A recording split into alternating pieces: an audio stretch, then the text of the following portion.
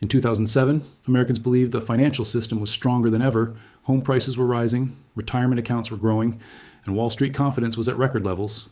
Within 18 months, more than $8 trillion in market value would vanish, and millions of jobs would disappear. The most dangerous part is this: the collapse did not begin with fear, it began with confidence. The same pattern happened in the late 1990s during the dot-com boom, when technology stocks soared and investors believed a new economic era had arrived. Companies with no profits were worth billions simply because they had internet exposure. When optimism peaks and skepticism disappears, risk quietly builds underneath the surface. Welcome to U.S. Finance Insights, where we break down money, markets, and future trends in a simple and real way. If you value clear, honest financial analysis that helps you stay prepared instead of reactive, take a second to like the video and subscribe to the channel. Your support helps us continue breaking down complex financial shifts in a way that actually makes sense. Now, here's the uncomfortable truth most investors ignore. Major financial crises rarely look dangerous before they happen. Economic data often appears stable, unemployment looks manageable, and markets may even be hitting new highs. The warning signs are subtle, layered, and easy to dismiss. During the dot-com bubble, stock prices rose dramatically faster than corporate earnings. Price-to-earnings ratios reached extreme levels compared to historical averages. Investors justified it by saying technology had permanently changed valuation rules. But earnings growth had already begun slowing before the crash. That divergence between price and reality created fragility in the system. When sentiment finally shifted, the Nasdaq fell nearly 80% from its peak, erasing trillions in wealth. Here's the first major lesson. Valuation always matters, even when excitement feels justified. Growth stories can be real and innovation can be powerful, but when prices detach too far from fundamentals, future returns compress. Markets eventually reconnect with earnings, and that reconnection can be painful. Fast forward to the mid-2000s housing boom, when real estate was considered one of the safest investments in America. Lending standards loosened dramatically and mortgages were approved with minimal verification. Risky loans were bundled into complex securities and labeled as safe investments. Household debt climbed to record highs relative to income. Home prices rose much faster than wages, creating an unsustainable gap. Financial institutions relied heavily on short-term funding to support long-term mortgage assets, which increased systemic vulnerability. When housing prices stopped rising, the entire structure began to crack. Credit markets froze, liquidity evaporated, and several major financial institutions required emergency intervention. The S&P 500 fell more than 50% from peak to trough, and retirement portfolios were cut in half. The second major lesson is about leverage. Debt amplifies gains during expansions, but it also magnifies losses during contractions. When asset prices fall and debt levels are high, forced selling accelerates declines and creates a downward spiral. Here's something most people misunderstand. Crises are rarely caused by a single bad event. They are caused by years of increasing leverage, rising complacency, and growing complexity in financial systems.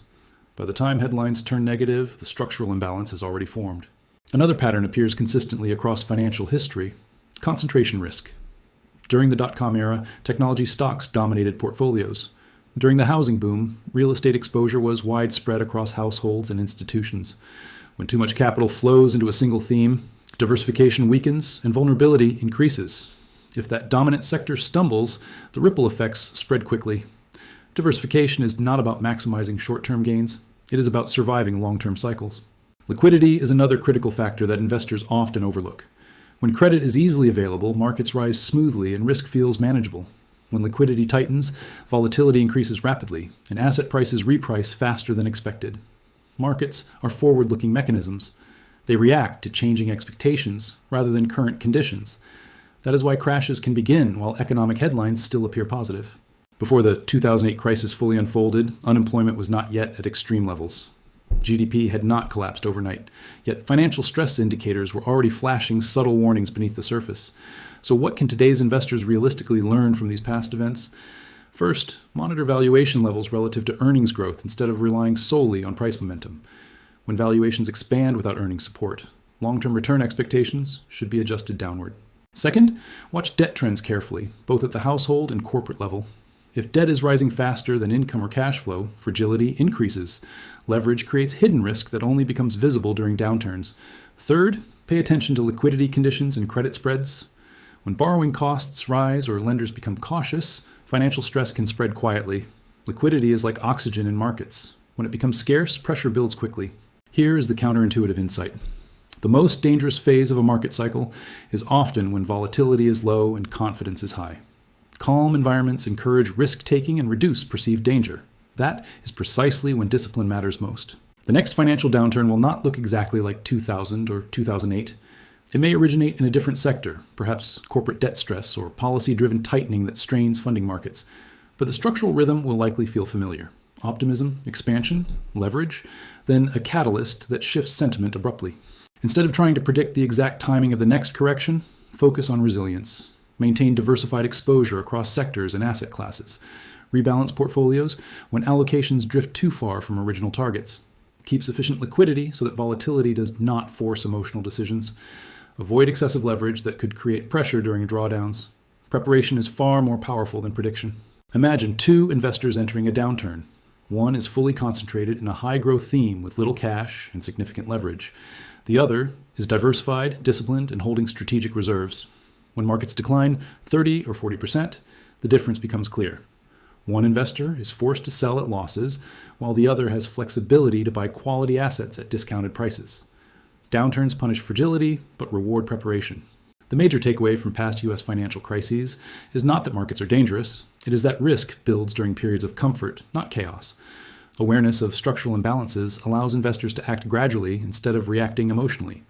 History shows that markets recover, innovation continues, and economies adapt over time. Long-term wealth is built by those who survive cycles, not those who attempt to outsmart every peak and trough. Discipline compounds just like returns do. Now I want to hear your perspective. Do you believe today's market environment shows any early warning signs we discussed, or do you think structural safeguards make the system stronger than before? Share your thoughts in the comments, because thoughtful discussion sharpens everyone's strategy. If you found this breakdown valuable, consider sharing it with someone building their investment portfolio right now. These lessons matter most before the next cycle turns, not after it already has. This is U.S. Finance Insights, reminding you that smart money decisions today can change your tomorrow.